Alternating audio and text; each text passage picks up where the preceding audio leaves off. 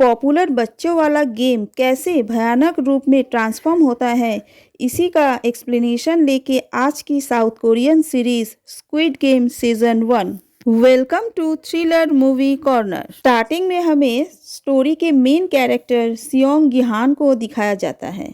वो एक कामचोर बेवड़ा टाइप का आदमी था और इसी वजह से उसकी वाइफ भी उसे छोड़ के चली गई थी।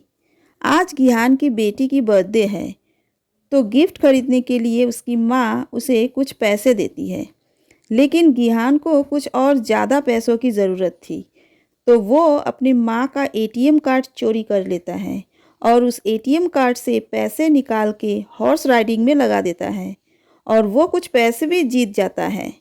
वहाँ जब जीत के पैसे विड्रॉ करने जाता है तो उस पैसों से थोड़े पैसे उस काउंटर में बैठी लड़की को दे देते हैं और बाकी पैसे लेके रेस कोर्स से बाहर निकलते समय सैबियोक नाम की एक लड़की से टक्कर हो जाती है। फिर सैबियोक को सॉरी बोल के गिहान जब जाने लगता है तभी उसके कर्जदार उसके पीछे पड़ जाते हैं, उसे पकड़ के पीटने लगते हैं और कर्जा लिए हुए पैसे चुकाने के लिए कहता है।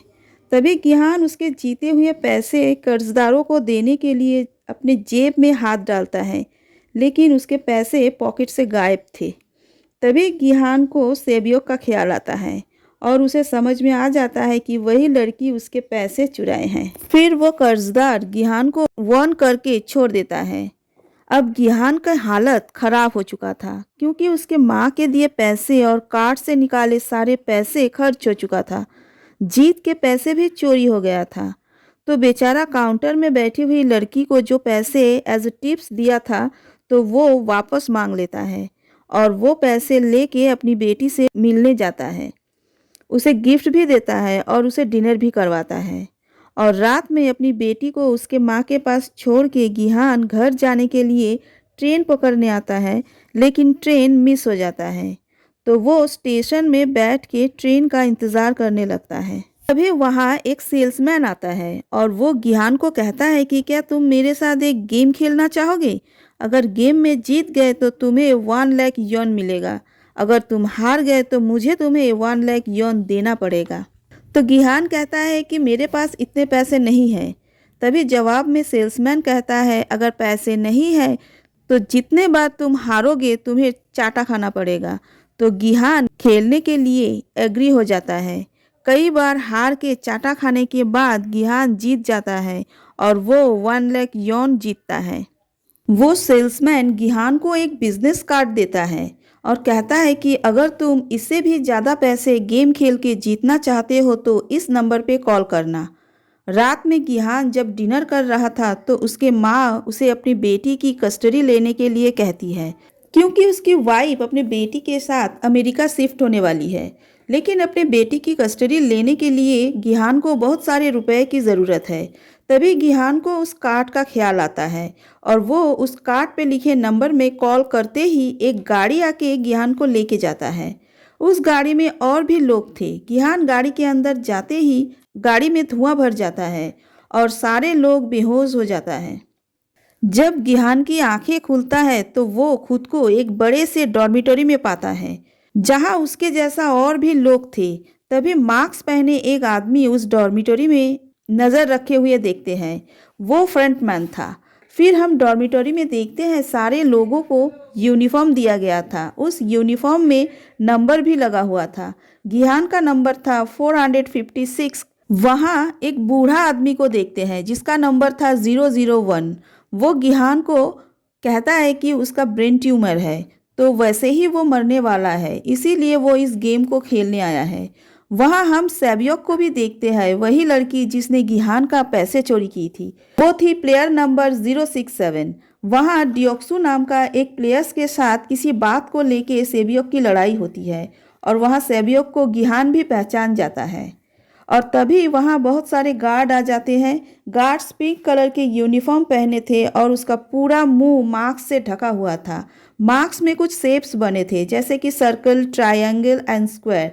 गार्ड्स अंदर आके सारे प्लेयर्स को बोलते हैं आप लोगों को यहाँ टोटल 6 गेम्स खेलने होंगे और गेम्स का रूल्स था कि कोई भी अपनी मर्जी से गेम को छोड़ के नहीं जा सकता।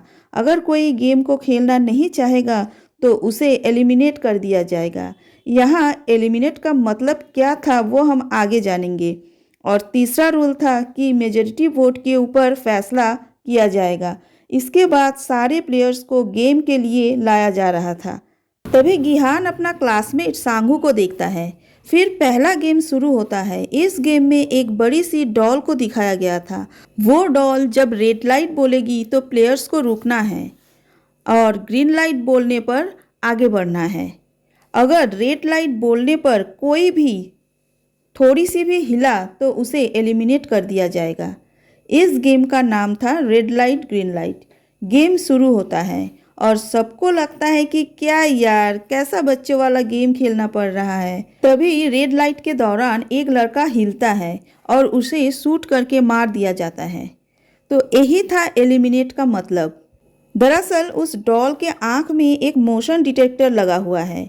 जो कोई भी रेड लाइट के दौरान हिलता है उसे डिटेक्ट कर लिया जाता है और मार दिया जाता है। इतने में सारे प्लेयर्स को भी पता चल जाता है कि ये कोई मामूली बच्चों वाला गेम नहीं है और पैनिक में आके भागना शुरू करता है और बहुत सारे प्लेयर्स की मौत हो जाती है। जो लोग रूल्स मुताबिक अपने जगह में बिना हिले टिके थे वो किसी भी तरह फिनिशिंग लाइन को क्रॉस करता है। खेल के दौरान गिहान भी एलिमिनेट होने ही वाला था गिरने की वजह से, लेकिन वहां अली नाम का एक प्लेयर्स के मजबूत हाथों ने उसे गिरने से रोक लेता है और गिहान बच जाता है। बाद में देखते हैं जो लोग मारे गए थे उन्हें एक कॉफ़ी में करके एक रूम में लाया जाता है और हम देखते हैं 456 प्लेयर्स में से अब सिर्फ 255 प्लेयर्स बचे हुए थे। तो फर्स्ट राउंड गेम को खेलने के बाद सारे बहुत डरे हुए थे और गेम को क्विट करना चाहते थे। तभी गार्ड्स आके रूल्स नंबर 3 बताते हुए कहता है अगर मेजॉरिटी वोट गेम को बंद करने के पक्ष में आया तो आप लोग अपना घर वापस जा सकते हो। फिर गार्ड्स एक वॉल्ट दिखाते हुए कहता है इस वॉल्ट में 45 बिलियन योन है। अगर आप लोग गेम छोड़ के चले जाओगे तो ये पैसे मरे हुए प्लेयर्स के फैमिली को डिस्ट्रीब्यूट कर दिया जाएगा। अगर आप लोग फिर से ये गेम ज्वाइन करना चाहते हो तो आ सकते हो। फिर वोटिंग होता है और मेजॉरिटी वोटिंग गेम को ना खेलने की पक्ष में होता है तो सारे प्लेयर्स को वापस छोड़ दिया जाता है।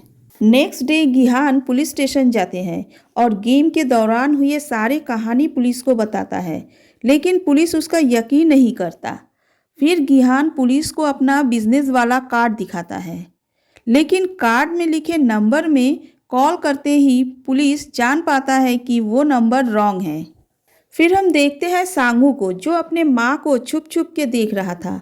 तभी वहाँ गिहान आता है और सांगू उसे अपने हालत के बारे में बताता है कि वो किसी से ढेर सारे रुपए कर्ज लिए हैं, तो कर्ज के रुपए चुकाने के लिए वो स्क्विड गेम ज्वाइन किए थे।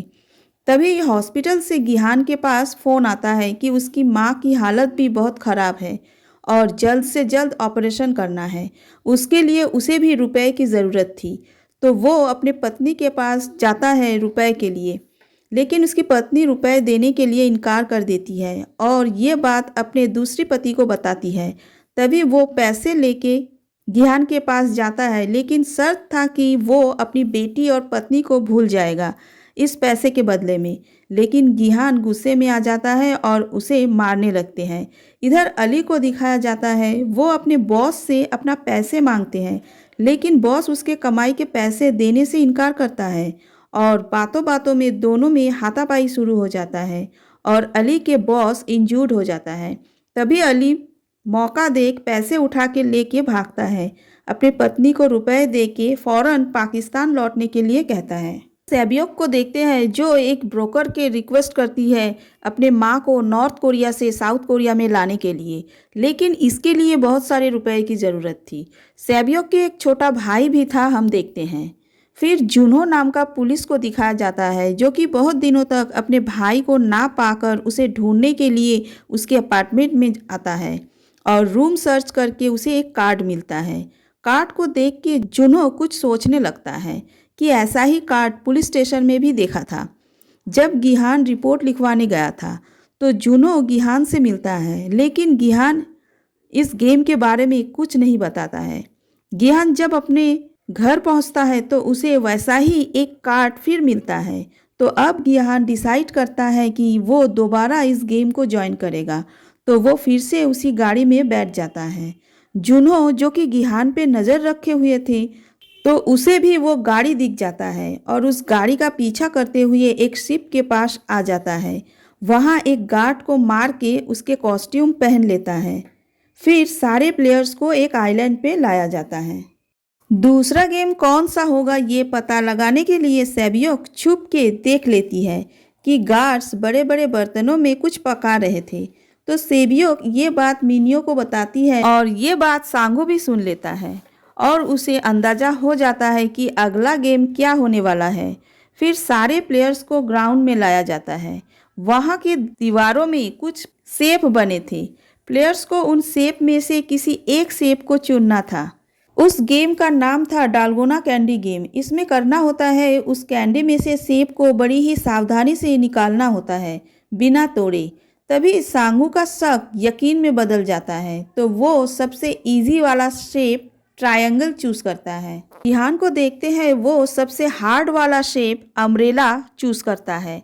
देखते हैं जो इस शेप को बिना तोड़े टाइम के अंदर निकाल पा रहा था उसे छोड़ दिया जाता था। जिसके कैंडी थोड़ी सी भी डैमेज हो जाती है उसको मार दिया जाता है। यहाँ हम मिनियो को देखते हैं वो एक लाइटर से सुई को गर्म करके बड़ी ही आसानी से शेप को निकाल लेती है और जाते जाते उसी लाइटर को डियोक्सु के पास छोड़ के इशारा करके देती है।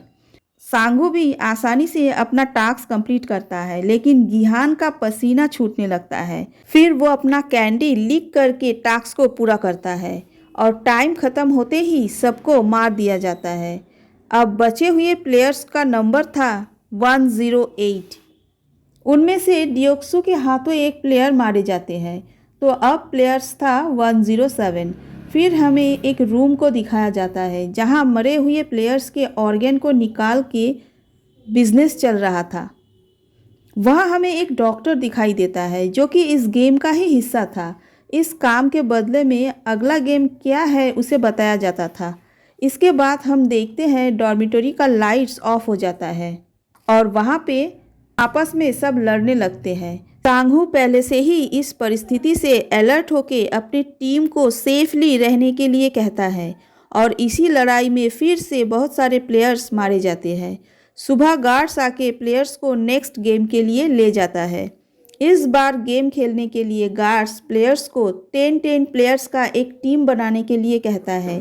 तभी मिनियो डियोक्सु के टीम को ज्वाइन करना चाहती थी, लेकिन अगला गेम क्या है वो डियोक्सु को पता होता है, इसीलिए वो मिनियो को रिजेक्ट कर देता है।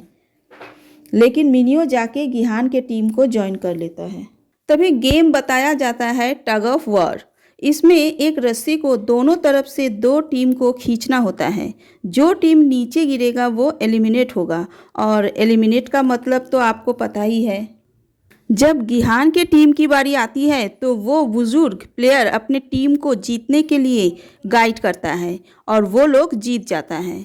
फिर सीन उसी ऑपरेशन वाली रूम की तरफ शिफ्ट होता है जहाँ पे उस ऑर्गन को डिलीवरी देने के लिए एक गार्ड को जाना था। वही गार्ड और कोई नहीं, वो वही पुलिस ऑफिसर जुनहो था। वो लोग ऑर्गन डिलीवरी करने के लिए टनल में से निकल के जाते हैं। जुनहो को बहुत सारे सवाल पूछने से दूसरे गार्ड को शक होता है और वो जुनहो को अपना फेस दिखाने के लिए कहता है। तभी जुनहो उस गार्ड को गन पॉइंट में लेके सारे इन्फॉर्मेशन निकाल लेता है और उसे मार देता है। फिर हम देखते हैं वो डॉक्टर को जो कि अगला गेम के बारे में गार्ड से जानना चाह रहा था, लेकिन गार्ड्स को भी पता नहीं था कि अगला गेम क्या होने वाला है। तभी वो डॉक्टर गुस्से से एक गार्ड को मार के प्लेग्राउंड की तरफ भागता है और उसके पीछे पीछे दूसरा गार्ड भी आ जाता है। लेकिन अचानक वहाँ फ्रंटमैन भी आ जाता है और चीटिंग करने की जुर्म में उस डॉक्टर और वो गार्ड को मार देते हैं, क्योंकि ऑर्गन माफिया के बारे में वो लोग फ्रंटमैन को कुछ नहीं बताया था। जिस गार्ड को जिन्होंने मारा था उसके बॉडी फ्रंटमैन को मिल जाता है और उसके पास से एक आई कार्ड मिलता है। तो फ्रंटमैन को शक हो जाता है कि इस आइलैंड में कोई तो घुस चुका है। जिसको यहाँ नहीं होना चाहिए था। तभी हम जुन्हो को देखते हैं उस गार्ड के इन्फॉर्मेशन के मुताबिक रिकॉर्ड रूम में जाके सारे प्लेयर्स के फाइल चेक करता है और वहाँ उसके भाई इन्हो का भी फाइल देखता है और शक हो जाता है। फिर प्लेयर्स को फोर्थ गेम खेलने के लिए लाया गया था। यहाँ पे भी दो दो प्लेयर्स की टीम बनाने के लिए कहा जाता है और एक एक टीम को 10-10 मार्बल दिया जाता है। गेम का रूल था कि बिना ज़बरदस्ती किए एक प्लेयर को अपना दूसरे प्लेयर से सारे मार्बल ले लेना है और जिसके पास एक भी मार्बल नहीं होगा वो एलिमिनेट हो जाएगा। यहाँ पर हम सांगू को देखते हैं जो बड़ी ही चालाकी से अली के सारे मार्बल अपने पास ले लेता है और यहाँ पर अली एलिमिनेट हो जाता है। गिहान को देखते हैं, उसका पार्टनर वो बुज़ुर्ग था जिसको भूलने की बीमारी थी, तो वो बीच बीच में खेलना भूल जाता था। तो उसकी इस भूलने की कमज़ोरी की फ़ायदा उठाते हुए गिहान भी उससे सारे मार्बल्स ले लेता है और गिहान जीत जाता है और सैबियोक की पार्टनर सैबियोक को जिताने के लिए खुद को सैक्रिफाइस कर देती है। गेम के बाद सारे प्लेयर्स डॉर्मिटरी में आता है और मिनियो को वहाँ जिंदा देखता है। फिर सीन फ्रंटमैन की तरफ शिफ्ट होता है जहाँ फ्रंटमैन को फ़ोन पे कहा जाता है कि वीआईपीज़ आ चुके हैं, तो फ्रंटमैन उन वीआईपीज़ को लेने चला जाता है। उसके बाद फ्रंटमैन एक और आदमी को जाके इन्फॉर्म करता है कि वीआईपीज़ आ चुके हैं। शायद ये आदमी ही इन लोगों का बॉस होगा, तो ये आदमी कौन है वो हम आगे चल के जान पाएंगे। सबको फिफ्थ गेम के लिए लाया जाता है जहां 1 से 16 तक नंबर थे और सारे प्लेयर्स को एक एक नंबर चूज़ करने के लिए कहा जाता है। सब जाके अपना अपना नंबर चूज़ करके ले लेता है, लेकिन लास्ट में 2 नंबर बचा हुआ था, 1 और 16। अब इन दोनों नंबर को देख के गिहान कंफ्यूज हो जाता है कि कौन सा नंबर ले। फिर वो 1 नंबर चूज़ करता है, लेकिन एक प्लेयर आके कहता है कि ज़िंदगी में वो कभी फर्स्ट नहीं आया था, तो आज उसे मौका मिला है तो उसे नंबर 1 लेना चाहिए। और गिहान के पास कुछ ऑप्शन ही नहीं था, तो उसे 16 नंबर लेना पड़ता है। फिर प्लेयर्स को एक गेमिंग रूम में लाया जाता है। वहाँ पे एक ग्लास का ब्रिज बना हुआ था। उस ब्रिज में 2 तरह के ग्लास लगे हुए थे। इस गेम का नाम था ग्लास ब्रिज। उस ब्रिज में 2 तरह के ग्लास लगे हुए थे, एक था नॉर्मल ग्लास और दूसरा था टेम्पर्ड ग्लास। नॉर्मल ग्लास एक आदमी का वज़न नहीं संभाल पाएगा, वो टूट जाएगा और प्लेयर्स नीचे गिर जाएंगे।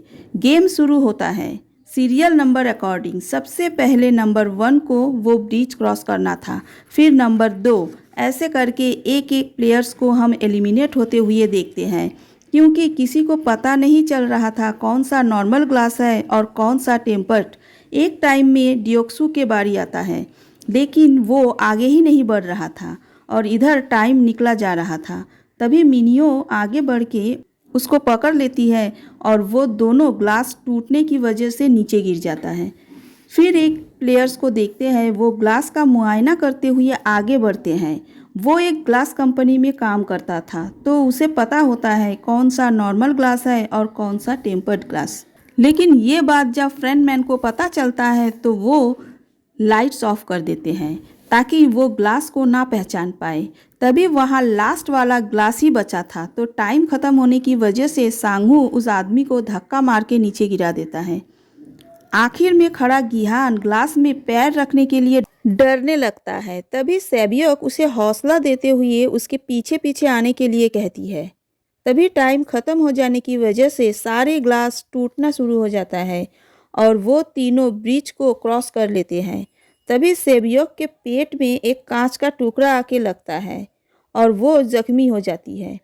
फिर दिखाया जाता है जुनो एक मास्क पहन के वीआईपी के पास पहुंच जाता है। एक वीआईपी को जुनो की आंखें पसंद आ जाती है, तो वो जुनो को अपना मास्क उतारने के लिए कहता है। तभी जुनो उस वीआईपी को रूम में जाने के लिए कहता है। रूम में जाके अपना मास्क हटाएगा तो वीआईपी उसे लेके रूम में जाता है, लेकिन जुनो उस वीआईपी को मार के वहाँ से निकल जाता है और ये बात फ्रंटमैन को पता चल जाता है और फ्रंटमैन जुनो को पकड़ने के लिए निकलता है। जुनो हेल्प के लिए पुलिस फोर्स को फ़ोन लगाता है, लेकिन वहाँ सिग्नल ना होने की वजह से फ़ोन नहीं लग रहा था। उसके पास जितने भी सबूत थे वो भी सेंड करने की कोशिश करता है, लेकिन उसमें भी नाकामयाब होता है। तभी फ्रंटमैन उसके सामने आ जाता है और जुन्हो को सरेंडर करने के लिए कहता है, लेकिन जुन्हो नहीं मानता। जुन्हो फ्रंटमैन का चेहरा देखना चाहता था। तभी फ्रंटमैन अपना चेहरा दिखाते हुए जुन्हो को गोली मार देता है और जुन्हो फ्रंटमैन का चेहरा देख के ही शॉक हो जाता है, क्योंकि वही उसके बड़े भाई इन्हो हैं। गोली लगने की वजह से जुन्हो समुंदर में गिर जाता है। इधर देखते हैं तीनों फाइनलिस्ट गिहान, सांगू और सेबियोक को नए कपड़े दिए गए हैं और उन लोगों को डिनर के लिए इनवाइट किया गया है। जख्म की वजह से सेबियोक खुद को कमज़ोर महसूस कर रही थी और दर्द भी सह रही थी, लेकिन किसी को भी अपने दर्द के बारे में नहीं बताती है। वो तीनों तैयार होकर डिनर के लिए जाता है। डिनर ख़त्म करने के बाद गार्ड्स टेबल साफ करके एक एक करके नाइफ वो तीनों के पास छोड़ देते हैं। वो तीनों अपने हिफाजत के लिए वो हथियार रख लेते हैं। रात में लाइट चली जाती है। सेबियोक की तबीयत बहुत ज़्यादा ख़राब हो जाती है। तभी वो गिहान को कहती है कि हम दोनों में से जो भी बाहर जाएगा उसे हम दोनों की फैमिली का ख्याल रखना होगा। फिर सेबियोक कहती है उसकी एक छोटा भाई है, अगर सेबियोक को कुछ हो जाता है तो गिहान उसका ख्याल रखेगा। यही कहते ही दर्द से कर्राने लगती है। ये देख गिहान गार्ड से मदद मांगने के लिए जाता है और इतने में सांगू उस हथियार से सेबियोक की काम तमाम कर देते हैं और गार्ड्स आके जब सेबियोक को उठा के ले जा रहा था तभी गिहान को पता चलता है कि सांगू सेबियोक को ख़त्म कर दिया है। तो गिहान गुस्से से आके सांगू पे हमला करते हैं, लेकिन गार्ड्स आके उन लोगों को रोक लेता है।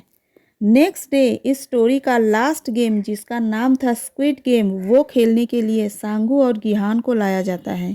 इस गेम का रूल था मारो या मर जाओ।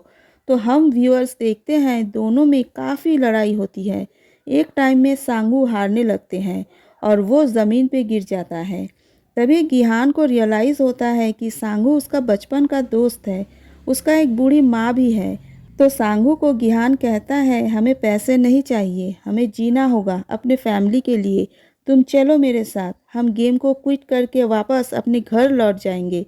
लेकिन सांगू अपने माँ का ख्याल रखने के लिए गिहान को कह के ही खुद को मार डालता है।